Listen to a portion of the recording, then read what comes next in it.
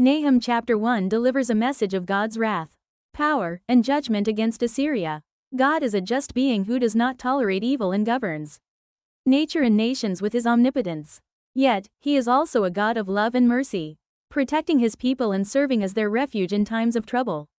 This chapter conveys the hope of God's justice being fulfilled through judgment upon evil forces, ensuring the deliverance of his people. Nahum chapter 2 prophesies the fall of Nineveh under God's judgment. God declares he will burn their chariots, destroy their warriors, and end their wealth and power. This demonstrates that human pride and greed cannot stand before God's justice. The fall of Nineveh reveals God's sovereignty and righteousness, reminding us that no empire is immune to his judgment. It encourages us to trust solely in God, acknowledging his ultimate authority over all creation. Nahum chapter 3 highlights the inevitability of Nineveh's destruction as an act of God's righteous judgment. Known for its violence and moral corruption, Nineveh's sins brought about its downfall.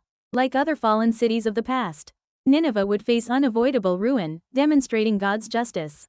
This judgment offered comfort and hope to the oppressed, affirming that God sees all evil and will act righteously to restore justice.